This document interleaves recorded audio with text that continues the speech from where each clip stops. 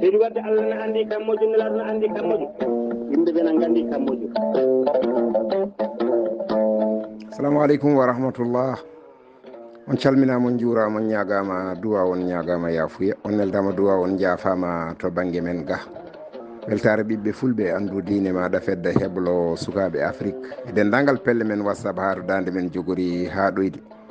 on ñaganama Allah moƴƴere on ñagama nde ñagontoɗon en Allah moƴƴere yo Allah waɗan en moƴƴere aduna e lahara ene dendagal bandiraɓe julɓe foof sikki ala ne heddi to kaɓirɗe to banggue hello youtube Saydou Abouba dendagal jewte batteɗe weltare ɓiɓɓe fulɓe omo nana ɗum ko youtube so tawi a yiiɗi yebde mbatta ko weltare tv jeeɓa ɗum walla keɗoɗa ɗum no jiɗirɗa ni yo Allah yommo moƴƴere so oɗo saaha heedi haqqillaji men ene keeda ko mbiyeten jolgo mijoji walla mbiyen toɓɓere ganuma toɓɓere men ganuma hande koni sifori ko gorko goto en cuɓima wasde haalde wuuro ngo o jeeyango e leydi ndi o jeeyandi e diwan mo jeeya o e reedu Fouta omo jogui sukaɓe omo jogui ɓiɗɗo goto noon wonde jibinande tan o wi ode so Allah jaaɓi jangguinanmi ɗum ko Qur'ana dokkanmi ɗum ko ceerno kaari o haali ceerno on wona e wuuro mabɓe he jeeya woni ko wuuro ɓadimoɓe taw ko wuuro mawgo seeɗa kamɓe so tawi en jiiɗi mbiyen o woni koye guure tokose wuuro tokoso o woni o wi oɗo de so Allah jaaɓi so tawi o yonti nadde jangde nannan momi ko Qur'ana dokkan momi ko ceerno kaari Allah resi ɓe reniɓe ha cukalel ngel yonti nadde jangde o nangui e jungo muɗum o rondi ɗum o nawi to ceernajo o yetti o wi ceernajo o ngel ɗo cukalel noon guila ñande ngel jibina komi takkanɗo Allah ko an dokkanmi ngel ko an jangguintamo Qur'ana sohlane makko haydara hoto artu galle amen toni hay ñamde hoto artu yo won ga tan kettuɗe haala ka no feewi o wi oɗo suka hay ñamde hoto artu galle amen to yo won ga tan yo waw Qur'ana tinno sibu Allah jangguinmo Qur'ana ceernajo wi alhamdulillah rabbil alamina moƴƴi yo won ga ma en mbaɗ hen ko mbawɗen so Allah jaaɓi e ma en jangguinmo kam hakke bawɗe meɗen kono wiide kam ma o reen walla o renta ɗum kam koye junggo Allah woni rende nde koye junggo Allah woni so haqqille makko hokkimo Allah ene yiiɗimo inchallahu ma o waw Qur'ana inchallahu mami jangguinmo yo babiraɗo woppi ɗon cukalel ngel hooti galle mumen to faati wuuro mumen ceernajo o wondi e cukalel ngel wondi e cukalel ngel sikki ala cukalel ngel ene yeloyo ene arta ene janga sikki ala kanko ceernajo o wuuro ngo kala ummiɗo wuuro to cukalel ngel jeeya to ɓe tawa cukalel ngel e garasuji ene yelo walla e jeereji ene yelo kettore haala kan feewi soɓe gari tan ɓe tawa cukalel ngel e garasuji ene yelo wiya baba kaari ɓe dokka ɗum nogosuji ɓe cakku ɗum kalis ɓe dokka ɗum kalis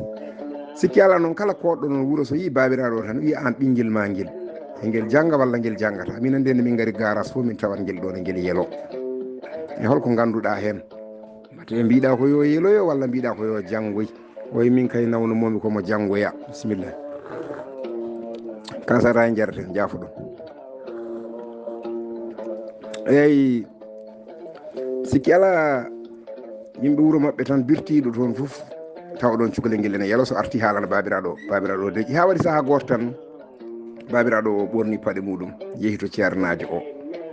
yetti salmini ceernajo o bismimo o yi cukalel ngel o salmodiri e cukalel ngel o wi ceernajo o noon aɗa andi ko addimi noon o wi ala mi anda sa haalani mi andata o wi ɓiyam mo dokkumami ya jangguinanamo